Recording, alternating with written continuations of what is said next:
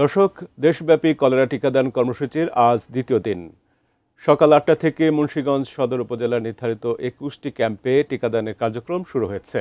মুন্সিগঞ্জের মুক্তারপুর সরকারি প্রাথমিক বিদ্যালয় ক্যাম্প থেকে বিস্তারিত জানাতে যুক্ত হচ্ছেন প্রতিনিধি ভবতোষ চৌধুরী নূপুর। নূপুর, গতকাল শুরু হওয়া এই টিকাদান কর্মসূচিতে আজকে স্থানীয় পর্যায়ে কেমন তাদের মধ্যে এই টিকাদান কর্মসূচিতে অংশগ্রহণ বা কেমন উৎসাহ উদ্দীপনা জানাবেন আপনি? যেমনটি জানেন যে গতকাল কিন্তু এই টিকাদান কর্মসূচি শুরু হয়েছে।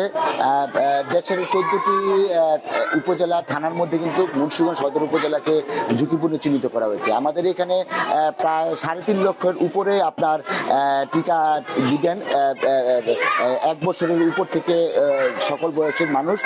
তো আমি আছি যে মুন্সিগঞ্জের যে মুক্তারপুর সরকারি প্রাথমিক বিদ্যালয় কেন্দ্রটি, আপনি দেখতে পাচ্ছেন যে এখানে আপনার সেই 8টা থেকে কিন্তু আপনার এই কার্যক্রম শুরু হয়ে গেছে। পাশাপাশি আপনাকে একটু বলে রাখি যে আমাদের এই মুক্তারপুর কেন্দ্রটি সহ কিন্তু আরও প্রায় 20টি কেন্দ্রে কিন্তু আজকে টিকা খাওয়ানো হচ্ছে, একযোগে কিন্তু টিকা খাওয়ানো হচ্ছে। পাশাপাশি আমাদের যে এই আমি আজকে সিভিল সার্জনের সাথে কথা বলেছিলাম, তিনি আমাকে জানিয়েছেন তাদের যে লক্ষ্যমাত্রা ছিল গতকাল টিকা খাওয়ানোর 6,330টি, তবে প্রায় কাছাকাছি গতকাল 6,239টি টিকা খাওয়ানো হয়েছে।